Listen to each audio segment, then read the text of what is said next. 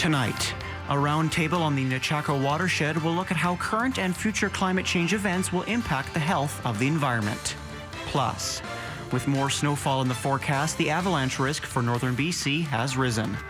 And a group of students at UNBC are looking at ways to make Prince George more sustainable.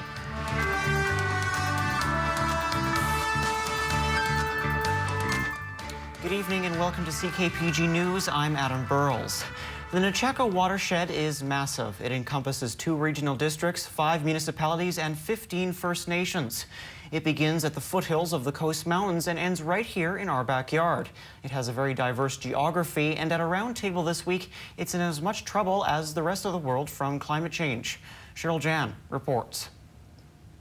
It was a gathering of like-minded people, all with a vested interest in the health of the Nechako watershed, a room full of civic officials, academia and First Nations. Well, I feel like this might be the first step in kind of a bigger conversation, but really focusing our attention and effort on the Nechako watershed. So often we talk about climate change as like a provincial kind of purview, and that's very true, but I think regionally we need to take ownership and control of our own futures. And the message off the top from UNBC hydrologist Dr. Stefan Derry was grim in terms of the impacts of climate change over the years. The Nechako watershed will probably warm and actually accelerate in terms of warming in the future.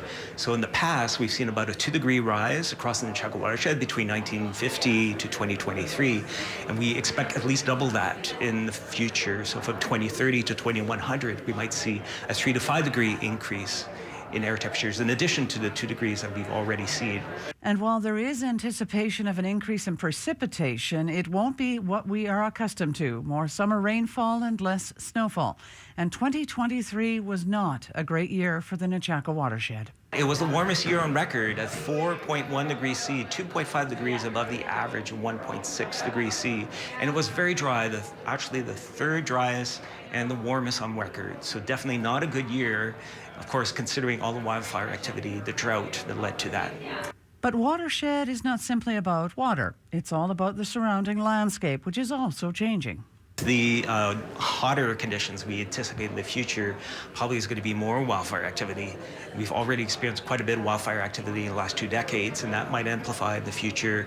So we might lose even more tracts of forests, and perhaps in some areas the summer are going to be drier, and that might lead to a change in terms of the essentially forest composition. Dr. Stefan Derry and many others say if we don't start taking climate change seriously, the fate of the 47,000 square kilometre Nechako watershed, which ends right here where the Nechako River enters the Fraser River, could be in some very serious trouble.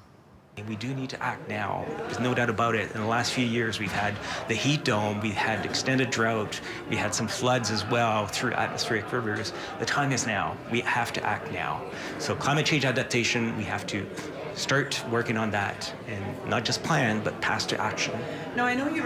The users of the Nechako watershed, those who are part of the roundtable, have been studying this issue for years. We really can't ignore what scientists are telling us about what our future is likely to look like. They don't have a crystal ball. They're using modeling that isn't always perfect, and Dr. Derry will acknowledge that. But we just can't ignore the warnings and lessons. If we get it wrong and we over-adapt, well, what's the harm in that? In the meantime, there are many who could learn from what these folks have to offer. Cheryl Jan, CKPG News. Prince George remains under a snowfall warning, which has been extended until Saturday. More snow is expected tonight and on Saturday, and Saturday's forecast expects 10 to 15 centimeters of snow for Prince George. This amount of snow has avalanche experts saying there is a considerable avalanche hazard for the Prince George region.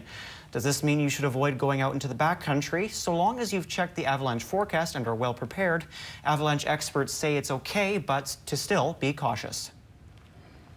It's absolutely reasonable for people to still be getting out in the backcountry in an avalanche terrain.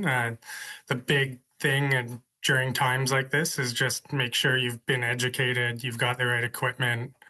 You're going out there with the ability to make decisions whether things will be safe or not for you for your planned objective. The snow is likely to make the avalanche conditions worse, and on Sunday, the snow could turn into rain. While that's expected to make the streets incredibly slippery and driving potentially hazardous, it could also make the avalanche conditions even riskier. SnowCell says rain typically doesn't reach that high in the mountains, but if it did, the immediate risk would increase. Probably more risky in the short term. And then as things cool back off and get back into kind of seasonal weather, it could potentially make things more stable long term. But yeah, realistic or likely in the short term during rain, you're going to see a bit of a spike in avalanche hazard. It's time to talk sustainability. A small group of UNBC students have focused hours and hours of attention to the issue, to making not only the campus environmentally sustainable, but the community as a whole. And now they want to hear from anyone who has an interest in either. Every 10 years or so, the city of Prince George sets out a new official community plan. It's a grand scheme of future development. What kind of housing will go into what neighborhoods, what will be the infrastructure requirements, and so on. And students at UNBC's Environmental and Sustainable Studies program are the university's very own version of the planning department. I think really what we're trying to do here is start with the community. Community really forms where sustainability goes, and sustainability looks different for every community. And I think in Prince George, it's pretty unique where we are. And I think that we really have the opportunity here to define what that looks like for Prince George. And there are some very simplistic and obvious ways to advance development through a lens of sustainability. It's incorporating ways of living that aren't just person-based, I think. So incorporating green spaces into communities and incorporating transit, which is available and regular, into these communities as well. And Prince George residents like their elbow room. At the end of 2023, the city issued 75 building permits for new single-family dwellings and only 25 for new multi-family dwellings. And Prince George has some serious sustainability issues. There's $4.4 billion in civic infrastructure, more than 1,500 kilometers of roadways, 4,700 streetlights in the city, just to name a few, all within city boundaries that exceed 300 square kilometers in size. It's massive. And that's why this crew is sending out an invite for tomorrow at the Seniors Activity Centre on Brunswick Street. We're hoping to just facilitate this broader discussion with the community and different kind of, these stakeholders in the community. So we're looking at mayor and city council. We're looking at the regional district, across institutions. So we have UNBC and CNC, as well as school districts, and as well community members. The focus of the event and the project has been Greening PG, Greening UNBC. Cheryl Jan, CKPG News. The Prince George RCMP's street crew unit was busy in November. Mounties say the unit executed 3 search warrants in support of an ongoing investigation. The search warrants were executed at residences on the 6,000 block of Simon Fraser Avenue, the 13,000 block of Coach Road, and the 1,800 block of Sinclair Road. 3 people were arrested in association with the investigation and were subsequently released pending charge approval. Investigators believe those arrested have criminal ties to Alberta, and no other information has been released, though the investigation is still ongoing. Northern Health and the First Nations Health Authority is warning of a pressed white 8 milligram tablet being sold as Dilaudid or Dilly. While the pill looks similar to a prescription Dilaudid or hydromorphone, authorities say that it tested positive for fentanyl. Protect yourself from overdose by getting overdose prevention, recognition and response training, carrying naloxone. Avoid using alone and ensure someone can call for help if needed. If you have purchased any illicit substances, Northern Health recommends getting your drugs checked at 2 doors down. Dilaudid is an opioid. It contains the active ingredient hydromorphone, which is used to help people control pain. It's also used as a prescribed alternative for people who use illicit substances. If you have a prescription for it and get it from the pharmacy, it's safe. If you're accessing it in any other way, I would always recommend to have your drugs tested at somewhere like 2 doors down, which is run by Pounds. An extra option to get home safe if you plan on enjoying some holiday cheer this weekend. Operation Red Nose hits the road tonight and tomorrow night from 9 p.m. until 3 a.m. Operated by the Rotary Club of Prince George Nechako, the annual campaign will run every weekend as well as December 31st. Call 250-962-RIDE to not only get a safe ride home, but have your car in your driveway as well. Last year, Operation Red Nose provided 905 safe rides home, and if you would like to volunteer as a driver, you can visit their website, ornpg.ca. Conservative Party of BC leader John Rustad says concrete action is needed to address U.S. President-elect Donald Trump's threat to impose a 25% tariff on all Canadian exports once he takes office in January. He doubts Premier David Eby's Team Canada approach to the issue will be effective. I mean, these guys have no idea how bad a situation we're in. Our ports, less than 1% of our containers in British Columbia are actually monitored or checked. Our ports are wide open. And I've talked to the Vancouver Police, they're even trying to do some work with the ports. It's not their mandate to do that. We need to be able to have a dedicated force. This is something we ran on as the Conservative Party as part of our common sense plan, is to have a dedicated police that's going to be monitoring our ports, that's going to be dealing with the criminal activity that's potentially happening there and the drugs that are coming into our country. This needs to happen. And so let's get it done. Let's treat it the emergency that it is and get it done now so that we can then negotiate from a position of strength in dealing with Donald Trump and the U.S. To federal news, the Prime Minister appears non-committal on expanding a proposed rebate beyond working Canadians. The rebate was one of two affordability measures the Liberals announced this month meant to recognize working Canadians who need extra support. The $1.6 billion tax reprieve on a slate of items, including children's clothing and toys, beer and wine, restaurant and prepaid meals, as well as common stocking stuffers.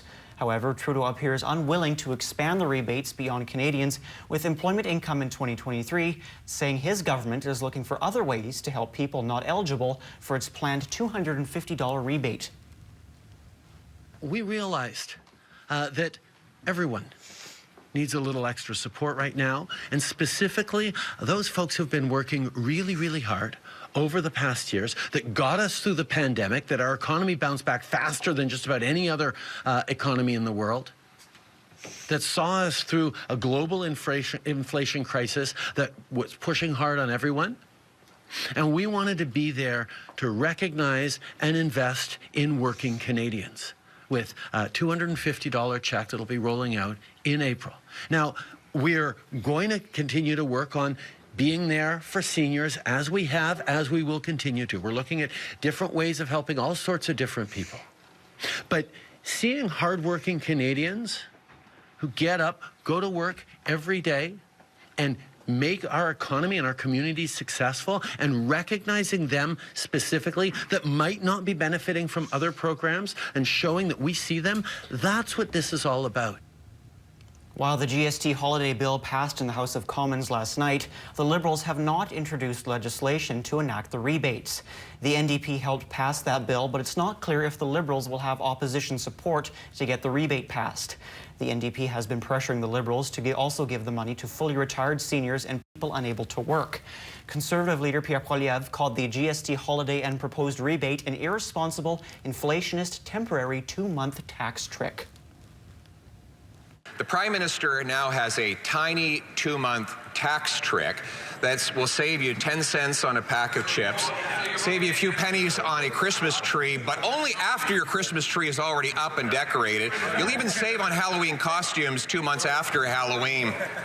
Does he really expect Canadians to fall for this tiny tax trick? To see Pierre Poilievre, who's pretending to care about workers and care about affordability, not just stand against this working Canadians benefit, but actually get up in the House last night and vote against a tax holiday for all Canadians over the next 2 months.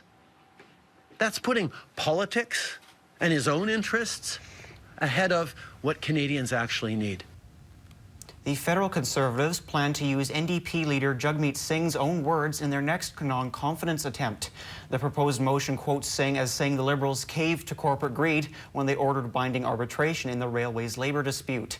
The opposition is entitled to 4 more days to put forward their own motions over the next week and a half. They've seen a cost of living where housing has doubled, rent has doubled, Food prices have gone up enormously, so we understand why workers are fighting for more. And we have put together a common sense conservative motion with respect to this. Therefore, the House agrees with the NDP leader, and the House proclaims that it has lost confidence in the Prime Minister and the government. So sellout Jagmeet Singh is going to have to decide, is he going to stand up for workers? Is he going to stand up with his own words? Or is he once again going to vote to protect his pension and bow down to Justin Trudeau? Turning back to local news now, the Food for Fare program run by BC Transit is back for another year. Whether it's a can of beans or a pack of spaghetti, it will be welcome for the Food for Fare program, which runs from Monday through to Wednesday of next week. Once you drop off the non-perishable food item, just as the title suggests, you can waive the bus fare.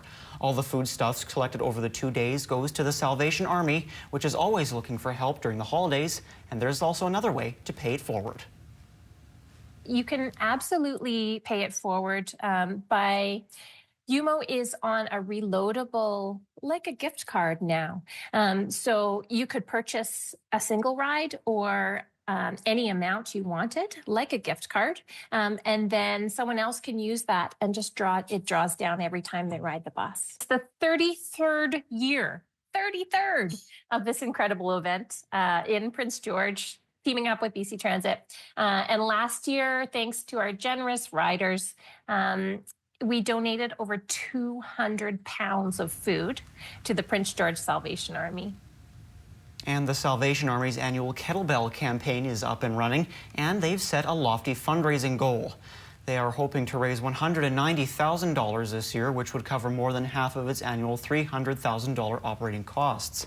Early on, the Salvation Army says it's been a slower start to the year, both in terms of donations received and also for hamper usage. However, it expects both of these to pick up once we get closer to Christmas, although the donations have been notably slower than expected. While the Salvation Army attributes getting into the Christmas spirit as a reason to think that donations will pick up, an end to the Canada Post strike could also be impactful. Some of the other different changes is, of course, the postal strike. So that affects a little bit of our campaign because a lot of our stuff was mail. And obviously that can't happen for donations. So we're hoping everybody checks out our website, and or even if they have a donation that they usually put in the mail, if they want the tax receipt, they can just definitely fold it up and put it into one of these buckets on their way by. And in some more fundraising news, the 6th annual United Way Tree of Light returns for another year. Located inside of the Coast Hotel Inn of the North, the Tree of Lights will gradually light up this year as more donations come in. Last year, it raised close to $30,000, which went towards providing after-school programs for children. This year, a fundraising goal of $40,000 has been set, and while United Way hasn't decided what specifically the money will be used for this year, they have some ideas and assures all the funds raised will stay in the community. We're kind of tending towards perhaps a food hub to come to Prince George because food is essential to all of our programs, and that's for all ages and stages, from seniors right down to youth. However, it's not determined as of yet because we're always getting asks. The lowest gas price in Prince George is $1.46.9 per litre at Flying J Cardlock.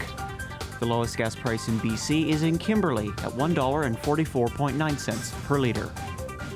Manitoba currently has the lowest gas prices in the country on average at $1.26.9 per litre.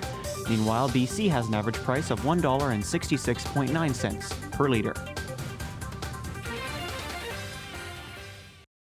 CKPG Sports is delivered by Domino's. Join the Domino's Lunch Club with 25% off all regular price pizzas every day. Visit Domino's.ca to join the club.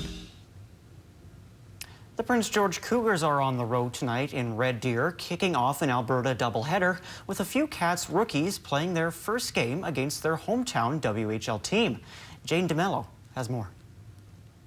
Following a tough 4-3 loss in Vancouver on Sunday, the Cougars are on the road once again for an Alberta back-to-back against a couple teams they'll see just once this regular season. Red Deer, you know, when you look at them on paper, they're not a real big scoring team, offensive team, but they can beat you in other ways. They play really good away from the puck. They play with a lot of grit. They play with speed. And you go into Edmonton, they got some more skill, and it's just a different team. But we just take it one game at a time, and it's fun to get out in Alberta and play a couple games. These 2 games will be a chance for a couple of Cats rookies to get plenty of family and friends out to see them for the first time at home as WHL players. I talked to my parents a lot about it. It's an exciting time of the year to go back home and play hockey. And I'm just really excited to go showcase and have fun and hopefully get the W. Me and my buddy Sopiars, we're from Edmonton as well, and I'm just glad we got to come up here together. And obviously we're from OHA back at home, so we've been playing with each other for quite a bit. So it was nice to just come here together, have fun, play hockey, do what we love. As a 16-year-old, Lemire has proved himself as a staple on PG's bottom 6, playing in all 24 games so far this season. He's doing exactly what he can. He's only 16 years old. He's got a lot of speed. He's big. He's physical. He's not afraid to throw the gloves down and get in there if he has to. And he's really got a lot better. His hockey management, his puck play, and we played him in right wing. We played him on left wing. We played him at center, and he's improving a lot in all areas also. The Edmonton native understands where he's at in his hockey career and what he can take from his opportunity this season. This is a development year for me, right, with the NHL draft next year. So just trying to get the tips and tricks from the experience from the coaches and stuff, and just learn as much as I can this year and really put that toward my development. The Cougars will wrap up their Alberta road trip in Edmonton on Saturday night, taking on the Oil Kings at Rogers Place. Jaden Amello, CKPG News. The TSX is up 104 points to close at 25,648. The Dow Jones is up 189 points to close at 44,910. And CN Rail went up 1 cent to close at $156.34. Good evening again, everyone. It's nothing but snow, that's for sure, heading into our night tonight and the rest of the weekend for the most part. It might let up a little bit on Sunday, but for the most part, yes, it is going to be a pretty wet one going forward. So here's our satellite map for you. Looking back again, lots of snow in and around the region. I'll jump into the Futurecast so you can see what we're expecting. There's 2 systems here. We were dealing with the one for today, and tomorrow there's another one coming. So there it is there, and it's pretty organized. We are going to see some heavy snow tonight as a result of that, and again into tomorrow. So areas like Burns Lake, Fort St. James could actually see around 15 to 25 centimeters of snow falling. For us here in Prince George, it should be probably more so 10 to 15, but still a lot of snow and heavy at times, especially tonight. So there's our day tomorrow. Colder weather, colder air with this next system for our Saturday. The temperatures will improve though as we get into early next week. Cold up in the Peace, but nice and sunny. We're seeing a little bit of sunshine down through the southern interior in the Okanagan, and wet weather again down through the south coast, up and down the coast, and of course some freezing rain up towards the north coast today, or tonight and tomorrow. -10 Burns Lake, as I mentioned, we're showing actually some rain here. There's a possibility of some freezing rain in there, but it probably will be a lot of snow in your region. The same for Fort St. James, Mackenzie as well, -11 for us. So a very chilly day for our Saturday, but it will warm up as we do have high pressure building for next week. 7 degrees Vancouver. West Coast will be a wet one, -18 with snow in the mix for Edmonton, Regina as well. A cold, wintry-like day, -19 with some snow in the forecast. The same for Winnipeg as well. Brighter skies further east, at least in some areas, Montreal included, 2 degrees, +2 with some snow falling in Toronto. So it is getting colder everywhere we go. We've got a chance of showers early next week. We're saying showers because you'll notice as we get into the extended forecast that we're going to have a gradual build in our temperatures. So still quite chilly right through the next few days for Burns Lake, but you'll see an improvement really by Monday. Tuesday looking good as well, 4 degrees, but -12 tonight, and a lot of snow falling tonight and tomorrow as well. Might even have the risk of freezing rain in there. Mackenzie -19. Snow for tonight, tomorrow, Sunday as well. Then it switches over to more so a chance of rain or even some of the freezing rain with the temperature hovering around +2 for Monday. Sunday. But brighter skies are coming for mid next week. Tomorrow, though, you'll need to bundle up at -15. It won't be quite as cold in McBride, but it will be wet. So we are looking at some snow tonight, and then 3 to 6 centimeters accumulating tomorrow as well, mixed in with a little bit of rain in there, and morning snow on Sunday for Quesnel. Again, a very wet one for tonight and a snowy one, -7 for your night tonight. A little bit of the snow hanging around for tomorrow, but lots on Sunday morning where we've got some snow and rain mix. -14 for us. Lots of snow for us in the Prince George area for tonight. Heavy at times and into tomorrow as well. That will be a very cold and snowy day. -11 is where we're going to get to. But look at next week. Yes, we've got some rain in the mix, but we'll welcome back the temperatures that are, of course, around +4 and +5. CKPG Sports is delivered by Domino's. Join the Domino's Lunch Club with 25% off all regular price pizzas every day. Visit domino's.ca to join the club. Just over a week after the 10th annual UMBC Timberwolves Legacy Night, the amount raised for the school's student athletes has been announced. In the event's decade anniversary night, they raised a record $230,000, with 100% of the proceeds going towards student athlete scholarships and bursaries at UMBC. The fundraising event has now raised just under $1 million since its inception in 2014. Along with the announcement of funds raised, the university launched the creation of the Selin and Anita Alpay Leadership Awards to be given to a student athlete from each of the 4 varsity teams starting in September of 2025. With American Thanksgiving yesterday, Turkey Day football took over the sports scene. So tonight, CKP3 showcases the top plays from the NFL's day-long Thursday slate. The Packers were counting down the minutes until their Thanksgiving victory, but it wouldn't happen before this explosive play by Josh Jacobs. Love plunges, checks it down. Josh Jacobs, oh, beautiful move by Jacobs. Wow, that was great.